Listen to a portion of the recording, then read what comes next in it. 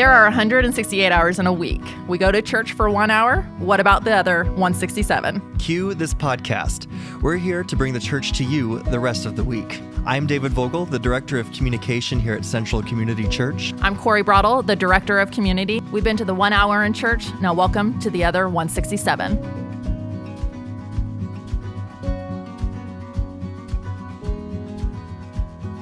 Well, guys, this is 167, and all summer we've been doing things a little differently, but this is the last one. Which means we're getting into fall, which means I need to pull my sweaters back out. Oh, can't wait. Spice lattes. Pumpkin spice latte. Okay, but I digress. So all summer we've been spending time in our church's 7 core values. And so each week we've covered one of them. We've got Pastor Aaron Varner here to kind of help us dissect them and talk through them and bring some wisdom and insight to this podcast. So it's number 7. Where are we at, Cor? Backtrack, though. Let's talk about where we were. So if you've missed it, you've got 6 to catch up on. Maybe you've got a trip coming up and they can just play all the 167 podcasts. That would be awesome. So our core values are actually central, going down, and then the words going across. It's called an acrostic. Okay. Did we acrostic? Acrostic. Yes. There you go. Okay. So we've got community, excellence, nurturing, truth, reconciliation, authenticity, and now the L. Can you guess it? It is leadership. Let's dive into scripture. Let's just start there. I'm switching it up on you. I know you're ready for the other one. That's great. But let's dive into scripture. What does scripture say on leadership? It's so interesting that you ask that. In my opinion, it doesn't say a whole lot in defining it. When we have catchphrases for each one of the words, and this catchphrase for leadership is influencing generations for the cause of Christ. And so what we see in scripture is a lot of leadership taking place. We see a lot of people who are leading. I mean, you look at Moses, you look at Abraham, you look at David as a king, you look at some of these people, Paul leading the church, Timothy leading, but you don't hear tons of, hey, this is how to be a good leader. You hear tons of that in the 21st century. Right. And so that's one of the things. There's lots of books on that. Oh my goodness. I think I own half of them. Yeah, a lot of them are great, but it's putting that stuff into practice that's important. One of the things that has hit me the most is that in this book that someone shared with me is we use the word servant leadership all the time. We need to be servant leaders, okay? And what they're saying in that is that, we need to, as leaders, we need to serve other people. But this person said, we've gotten the words mixed up, and we don't need to be servant leaders because that puts the emphasis on the leaders. We need to be leading servants. Yeah, that flipped everything upside down for me. Because when Jesus came, he was probably the best leader that we've ever seen. Not probably. He was the best leader, especially when we catch all this together and we say we want to lead for Christ. We want to lead generations for the cause of Christ. There is no better leader. However, he never went out trying to become a leader. He didn't write any books about it. No, thank goodness. John Maxwell has done that all for us, which I love his books. They are great books. Anyway, again, we digress, but Christ didn't do anything to say, hey, let me lead you on this journey. He said, yeah, come follow me and I'll make you fishers of men. He did ask people, he invited them on a journey, but then he said, I didn't come to be served. I came to serve and to give my life as a ransom for many. He was the one who got down and washed feet. Right. Yep. So that was really, you take that into context, and I think about the scripture all the time, especially around the Easter time. We wear shoes nowadays. We have sanitary places that we go, we go to the restroom and everything. We wash our hands a whole lot and yada, yada, yada. Back then they didn't have the sewer system that we have. They had animals everywhere. They had dusty roads. Imagine the junk that people walked through. Okay? It wasn't just, hey, let me put my feet in the bathtub after I've taken my socks off and shoes off for the day. It wasn't like that, like we imagine it today. They walked through junk all day long. And Jesus got down and he started washing the disciples' feet. He took off that junk, and he said, I don't care the junk that you walked through in life. I am going to wash this to make it clean, because that's what a servant is supposed to do. So he modeled. He didn't teach people along so much. He did in some of his sermons and stuff, but it wasn't like this. I'm going to be the manager and tell you what to do and give you tasks. You can be the assistant to the regional manager. Exactly. Yeah. It's nothing like that. What he did was modeled things, and he expected people to follow it. Yeah, I think Paul distills everything you just said really well. And on a side note, I'm always impressed with Paul because he never actually studied under Jesus, but I think he taught so well on what Jesus did. Yeah. In 1 Corinthians 10, he says, follow my example, for I try to please everyone in all things rather than putting my liberty first. I sincerely attempt to do anything I can so others may be saved. I want you to pattern your lives after me, just as I pattern mine after Christ. Wow. Like, that distills everything you just said really well. Yeah, exactly. And it's all about, are we living the way that we're supposed to as leaders, whether it be in our community, our church, or anything like that? Are we living in a way that models who Christ is? Yeah. Because if we're not, we're leading them in wrong directions.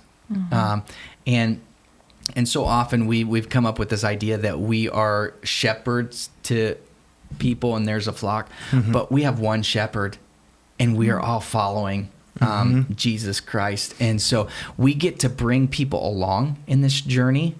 I think sometimes we take that word leadership and we give it too much liberty to say we need to boss. Yeah. Okay. We need to boss. We Right. need to be the decision makers. Right. Okay. I can understand where we can get there, but I think that that's a worldly idea for what leadership is, where our tagline for this is influencing generations for the cause of Christ. I like that so much better, Yeah. but it doesn't fit into that one word of leadership. So we went with that one word, but the tagline is influencing generations for the cause of Christ. It's bringing them along on a journey that says, you may not know where the road is, but hey, let's journey with you, because we are all journeyers on the spiritual journey. Well, and let's talk about that generations Yeah. part of it, because we are in a world right now where the generations even under us aren't going to church. They're not in the Word. They might own a Bible, maybe. Yeah. But how can we keep passing this on? Christ, how can we pass it from generation to generation? It goes back to the first week of this podcast. So go back 6 weeks ago to community. Yep. It's about doing life together. Yep. If we neglect doing life together, we are segmented and we have no person to lead us. We have nobody to lead. Timothy had Paul, okay? But Paul didn't say, I know it all. Just like you said, he goes, I'm trying to model my life after Christ, but I'm on this spiritual journey. I do what I don't want to do, and I don't do what I want to do type of thing. And he's saying, I'm a broken person. Timothy, come along for the journey as we try to be more like Christ, and let's try to lead people along on this. Doing life together is all about bringing other generations together. It's about going to my kids. It's about going to your kids in our life group and loving on them, going to their basketball games, their football games, these different things, just to show them, man, Christ loves you and so do I. It's not about what am I teaching them. They always say, what is it? People don't care how much you know until they know how much you care. Right. Yeah. I really think that that's true when it comes to the leading and influencing generations for the cause of Christ. Until that next generation knows that you care about them and not just that you care about their way of doing things like you. And I think that's what we've tried to pass down more than anything else, is do stuff the way that we did it because we like the way we did it. The next generation doesn't want to know that. So we need to go, okay, in this next generation, how can we live more like Christ? It's going to look different than it did in mine. I struggle with that. I do. But if I try to lead them on in the same way that I came to know Christ, it's not going to have the impact probably. I've read the phrase, the message doesn't change, but the method could change. The message being Jesus Christ. Yeah. But then, like you said, with the generations, it might look different. So I appreciate you saying that, because sometimes we forget that. We forget that the music might be different or the lights might be different. I don't know what it might be. Bring back a flannel graph. There you go. Well, I'll tell you, I struggle with sometimes some of the contemporary music because I grew up in the church with hymns and the rich theology that sometimes was in hymns. And so there's this, do we do hymns? Do we do this classic worship, or is it contemporary? But what I need to also go back to is at one point in history, hymns were contemporary. Mm-hmm. Yep. Hymns were contemporary because we went, and Pastor George, I wish we had him here. He could speak to this so much better. But Gregorian chant, and then all of a sudden you go through music history, and now you've got hymns of some sort. Hymns were contemporary compared to the other stuff that was being put out. Yep. But that's what I fell in love with as I grew to love Christ. And so now we've got more contemporary music with different instruments and stuff like that, where I need to recognize, hey, it might not be the style that I grew up on or that I identify with the best in my relationship with Christ. However, for someone else, the method might be changing. If the message in our songs changes, well, I've got a bigger opinion with that. If anything, and this might be going slightly off topic, if anything, we should be glad that we have so many crazy styles of music, because that's more methods to get the word out. I personally don't care for rap. Country's not my favorite. But I know that people are, and if that's what they're listening to, and if they can grab onto that and get the word and get life because of that, we should be glad that rap and country exists. And it's kind of like when when Gutenberg printed the Bible, there were so many more opportunities for people. That was to read the word. That's really when things started flourishing in that part of time, because everybody had access in a way that they could grab onto it. Yeah, absolutely. And again, a part of the problem with leadership is you can't lead someone to a place that you've not gone. Okay? To be a leader, you have to be in front of them. Okay? That's the definition of leading somebody, is to bring them along. But a lot of times we haven't yet gone to where we're trying to lead people. I don't know if that makes any sense whatsoever, but we say that we need to lead people, but if we haven't gone there yet, it's really hard for them to trust us. To do as I say, not as I do type of but scenario. But we've got somebody who's gone where we're trying to go. Yeah. And so when we try to think that we know the way, the truth, and the life, we need to be pointing them to Jesus and not to our way, truth, and life. Because our way, truth, and life is not the way, truth, and life. Yep. That's good. Yeah, that is good. And just kind of touching on what you were just about, like you were saying a little bit about, like it's that action, it's that step that you were talking about. Yeah. But then with that, you also threw in the word trust. Yeah. So if we are leading correctly, other things are going to happen, like the trust. And so then you would influence more. So, yeah. Have you ever had somebody that's led you through maybe a maze or something like this? They led you through with their voice, and then at a different time, they led you through with their hand?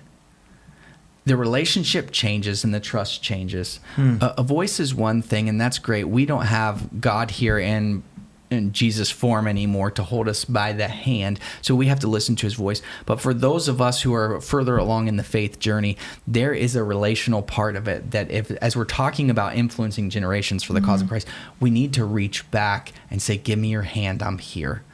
That is huge. I think of my son, who struggled for the longest time and still does, to be honest with you. He's got autism, and one of his things is an escalator moving. Okay. And so often you get on that escalator not thinking that someone behind you might have an issue with that, but you hold them by the hand and you say, you've got this, and you bring them along on the journey. And it's not just, you can do that. No, it's going back and getting them by the hand and walking that journey with them. Wow.